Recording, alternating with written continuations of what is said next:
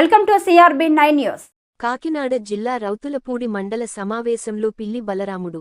రౌతులపూడి మండలం తహసీల్దార్ కార్యాలయంలో సమావేశము. ప్రత్తిపాడు నియోజకవర్గం బహుజనుల కూటమి ప్రెసిడెంట్ న్యాయవాది పిల్లి బలరాముడు కూటమి తరపున పాల్గొనడం జరిగింది. ఈ సమావేశంలో రౌతులపూడి మండలంలోని అక్రమ అనుమతుల క్వారీలు వలన జరుగుతున్న మైనింగ్ ఓవర్లోడుతో వెళుతున్న లారీలను అడ్డుకోవాలని, క్వారీల వలన జరుగుతున్న ప్రజా ప్రాణ ఆరోగ్య నష్టాలను, రోడ్లు కలవట్లు శిథిలమైనటువంటి దుస్థితి దుర్భరమైన పరిస్థితులను సమావేశంలో అధికారులను ప్రశ్నించడం జరిగిందన్నారు. ఎవరైతే ఇచ్చారో వాళ్ళ మీద క్రిమినల్ కేసు రిజిస్టర్ చేయాలి.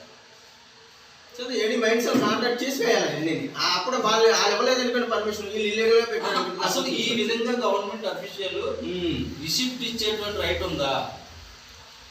మరి అది చెక్ పోస్టులు అప్లై పెట్టారు కదా. మరి అనాథరైజ్డ్గా థర్డ్ పార్టీ వసూలు చేసుకుంటుందా, గవర్నమెంట్ వసూలు చేసుకుంటుందా? ఓకే, ఎంతవరకు కరెక్ట్ అండి?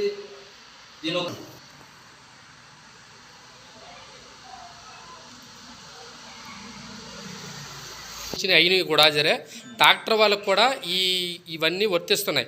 ఒకవేళ వర్తిస్తున్నాయి ఓకే అనుకుంటే పెద్ద లారీలు అంటే ఓకే అండి. ఈ లొకాలిటీలో కూడా ఇప్పుడు ఇది ప్రతి దగ్గర కూడా ఇది ఉండడం జరిగింది. కానీ ఈ లొకాలిటీలో ఉన్నా కూడా వాళ్ళకు కూడా ట్రాక్టర్ వాళ్ళకు కూడా వేస్తుంటే ఆ భారం ఇక్కడ మన సంపదను కూడా మనం తీసుకోలేని పరిస్థితిలో కన్స్ట్రక్షన్ చేసుకుని సామాన్యుడు కన్స్ట్రక్షన్ చేసుకునే పరిస్థితిలో ఉన్నారు. మీ ఎదుర్కొంటానే ఇగో ఆల్రెడీ ట్రాక్టర్ యూనియన్ వాళ్ళు అందరూ ఉన్నారు సార్. ఈ మండలంలో మైండ్స్ అమలు జరుగుతున్నాయన్నీ కూడా ఒక లిస్టు బహిరంగపరచవలసినటువంటి పరిస్థితి. మైండ్స్ వాళ్ళని కాంటాక్ట్ చేసి నేను తీసుకున్నాను.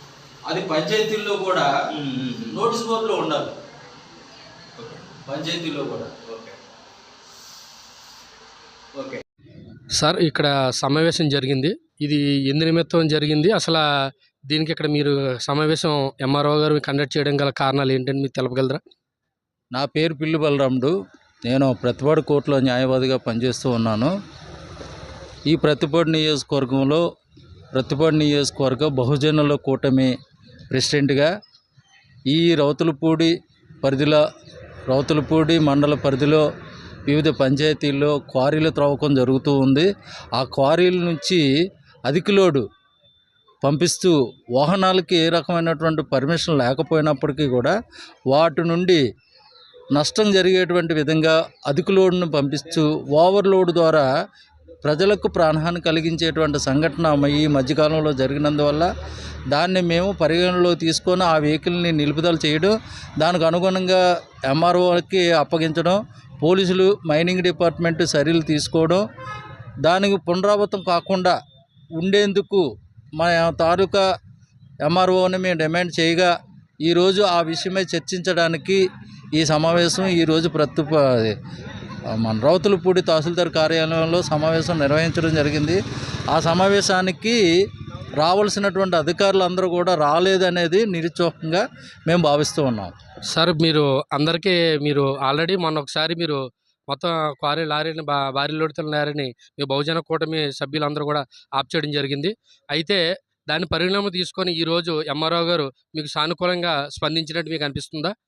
సానుకూలం కాదు, మభ్యపెట్టి నమ్మించి ధోరణిలోనే ఉంది తప్ప mining department, consent department, Panchayati Raj, DRDA, police department వీళ్ళందరూ కూడా హాజరు కావాల్సినటువంటి బాధ్యత ఎంతైనా ఉంది.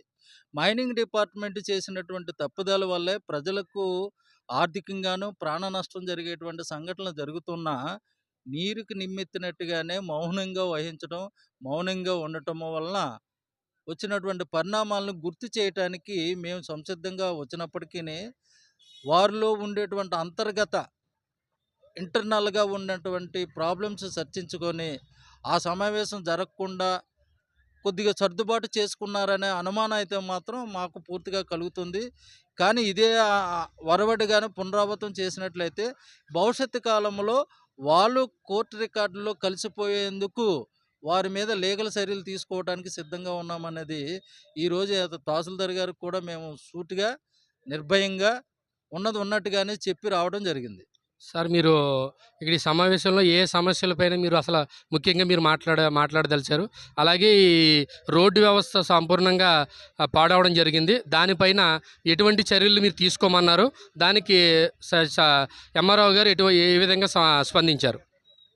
ఎంఆర్ఓ గారిని ఖచ్చితంగా మేము నిర్ధారణ చేసుకోవడానికి మైనింగ్ డిపార్ట్మెంట్ నుంచి వచ్చినటువంటి నిధులు, అనాథరైజ్డ్ క్వారీలు, ఆథరైజ్డ్ క్వారీలు, ఈ క్వారీల నుంచి తరలిస్తున్నటువంటి లారీల పర్మిషన్లు, వాటి నుండి క్వారీల నుంచి వసూలు చేసినటువంటి డబ్బుని ఆయా పంచాయతీలకు ఖర్చు పెట్టారా లేదా అనే విషయాల్ని, అలాగే ఈ మండల పరిధిలో ఉన్నటువంటి సమస్యల్ని, మైనింగ్ సమస్యలన్నీ కూడా చర్చించడానికి మేము సంసిద్ధంగా వస్తే, మైనింగ్ డిపార్ట్మెంటు కేవలం ఉద్దేశపూర్వకంగా బుద్ధిపూర్వకంగానే తప్పించుకున్నదనే అనుమానం అయితే మాత్రం మాకు కలుగుతుంది. అదేవిధంగా ఈ రౌతులపూడిలో ఈ ఆర్ఎండ్బి డిపార్ట్మెంట్ వల్ల అనేక రకమైనటువంటి రోడ్లు విచ్ఛిన్నం కాబడ్డాయి. అందులో భాగంగా అధిక శాతము 50% పైగా ఈ క్వారీలు, లారీల వల్లే విచ్ఛిన్నం కాబడ్డాయి, ధ్వంసం కాబడ్డాయి. వాటిని పునరావృతం చేయవలసినటువంటి బాధ్యత ఆర్ఎండ్బి డిపార్ట్మెంట్ మీద ఉంది. కానీ అది గమనించినప్పటికీ కూడా వారు స్పందించకుండా నిర్లక్ష్యం చేశారనేది మాత్రం ఈ స్పష్టంగా మాకు అర్థమవుతుంది. ఆ విషయాన్ని కూడా కూలంకషంగా మనం నిలదీయటానికి మేము ఈరోజు సమావేశంలో భాగంగా భావించాము. కానీ వారు బుద్ధిపూర్వకంగాను ఉద్దేశపూర్వకంగానే తప్పించుకొని ఉండవచ్చు అనేది మాకు అనుమానంగా కూడా ఉంది. సార్ అలాగే ఇప్పుడు రోడ్డు వ్యవస్థ అప్పుడే ప్రజల్ని మేము కనుక్కోవడం జరిగింది. అయితే గత 2 సంవత్సరాల బట్టి నుండి కనీస మరమ్మతులు కూడా చేయకుండా అలాగా రౌతులపూడి నుంచి కత్తిపూడి వెళ్ళే దారి మార్గం పాడైంది. కేవలం ఈ బండరాయిలు, ఈ క్వారీల తవ్వకాల వల్ల, ఈ లోడ్ల వల్లే ఈ పాడవడం జరిగిందని చెప్పేసి ప్రతి సామాన్యుడు కూడా హర్ష వ్యక్తం చేస్తున్నారు. కానీ గత 2 సంవత్సరాల నుంచి కూడా అసలు కనీస మరమ్మతులు కూడా చేయలేదు. అంటే నూతన రోడ్డు నిర్మాణం కాకపోయినా సరే కనీసం గత ప్రభుత్వం అయితే ఏమని, ఈ ప్రభుత్వం అయితే ఏమని కనీసం ఇది జరగలేదని చెప్పేసి ప్రజలు వాపోతున్నారు. సార్ దానిపైన మీరు ఏ విధంగా స్పందిస్తారు? మీరు చెప్తున్నట్టుగా 2 సంవత్సరాలు అనేది అబద్ధం. కానీ గత 5 సంవత్సరాల బట్టి అనగా 2019 నుండి కూడా ఇదే దుర్భరమైనటువంటి నీచమైనటువంటి కష్టాలు పాలవుతున్నటువంటి పరిస్థితులు ఈ ప్రజలు అనుభవిస్తూ ఉన్నారు. ఆ విషయాన్ని స్పష్టంగా ప్రజాప్రతినిధులకు తెలుసు, అధికార యంత్రాంగానికి తెలుసు, ప్రభుత్వానికి తెలుసు. కానీ ప్రజలను మభ్యపెట్టి ప్రజలతో లాలూచి పడేటువంటి విధంగా వ్యవహరిస్తూ ఉన్నారు ప్రజాప్రతినిధులు. ఈ ప్రజాప్రతినిధులు స్వచ్ఛంగా పాలన నిమిత్తం కానీ, ప్రజల కోసం ప్రజల చేత ఎన్నుకోబడినటువంటి ప్రజాప్రతినిధులు ప్రజా సంక్షేమంలో భాగంగా రోడ్లు బాగు చేయవలసినటువంటి అవసరత ఎంతైనా ఉంది. కానీ ఈ రోడ్లు బాగు చేయడానికి ఏ విధమైనటువంటి ప్రణాళికలు కానీ, రోడ్లు బాగు చేయడం వల్ల వచ్చేటువంటి లాభాల గురించి కానీ, వారి కష్టాలకు వాళ్ళని వదిలిపెట్టారు. తద్వారా ఈ క్వారీలు అంటే బలమైనటువంటి లోడ్లతోటి, అధిక లోడ్లతోటి తిరుగుతున్నటువంటి సందర్భంలో ఈ రౌతులపూడి దాటినట్లయితే 3 కలవట్లు ఉన్నాయి. ఈ కలవట్లు గత 40 సంవత్సరాల క్రితమే నిర్మించినవి. ఈ నిర్మించినటువంటి కలవట్లు పడిపోయినట్లయితే ప్రజలు జీవన విధానము స్తంభించేటువంటి ప్రమాదం ఉంది. ఈ ప్రమాదం ప్రజాప్రతినిధులకు తెలియదంటారా? అధికారులకు తెలియదంటారా? కానీ అన్నీ తెలుసు. కానీ ప్రజలను మభ్యపెట్టి ప్రజలను మోసం చేస్తూ ప్రజాప్రతినిధులు పాలన కొనసాగిస్తున్నారనే విషయాన్ని అయితే మాత్రం మేము స్పష్టంగా బహిరంగంగా ఈ ప్రతిపాడు నియోజకవర్గం బహుజనుల కూటమి తరపున మేము విన్నవిస్తూ ఉన్నాం.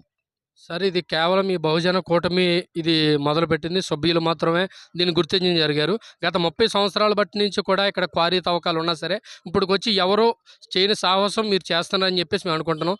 కేవలం ఇది ఈ వ్యాఖ్యలు మాత్రమే పరిమితమా? దీన్ని నిర్మూలించే దిశగా మీ బహుజన కూటమి సభ్యులందరూ దీన్ని తీసుకువెళ్తారని మేము భావించవచ్చా? మేము కేవలం అధికారుల దృష్టికి సమస్యలను తీసుకురావడానికి ప్రయత్నం చేశాము. ఆ ప్రయత్నంలో భాగంగా ఈ సమావేశాలు ప్రజల తరపున, ప్రజల కొరకు ద్వారా అయినా సరే ఆ సమస్యను ప్రజల తరపున వెల్లడి చేయడము, బహిరంగపరచడము, నిలదీయడము, డైరెక్ట్గానే మేము ఇంటర్నల్గా లాబింగ్ చేసేటువంటి తత్వం మాకు లేదు. కాబట్టి డైరెక్ట్గానే ప్రజాప్రతినిధులను, అధికారులను నిలదీయడం, ప్రజల్లోనే నిలబెట్టి ప్రజల ద్వారానే ఈ కార్యక్రమాలన్నీ కూడా అమలు జరపడతాము అనేది కృతనిశ్చయంతో ఈ కూటమి ఏర్పాటు చేయడం జరిగింది. కాబట్టి ప్రజల లక్ష్యాలు, ధ్యేయాలు, అంశాలన్నీ కూడా సాధించడానికి మేము ముందుంటామని ఈ సందర్భంగా తెలియపరుస్తున్నాం. Thank you sir. అయితే ఇప్పుడు మా ఇక్కడ ఉన్న బహుజన కూటమి సభ్యులందరూ మరి మాట్లాడడం జరిగింది. అయితే ఇది ప్రజా సమస్యగా మేము గుర్తించి దీన్ని ఇంకా ముందుకు తీసుకెళ్తాం, ఉద్రేకత చేస్తాం. అధికారి అయినా ప్రజాప్రతినిధి అయినా సరే మా దృష్టిలో ఆయన అక్కడ అక్రమం జరిగిందంటే ప్రతి ఒక్కరిని ఖండించడానికి మా బహుజన కూటమి ఎప్పుడు ముందుంటుందని తెలియజేస్తున్నారు. రిపోర్టర్ వైఎన్సీ చూస్తూనే ఉన్నది వైఎన్సీ న్యూస్. కెమెరామ్యాన్ అనిల్తో నానిబాబు, రౌతులపూడి మండలం.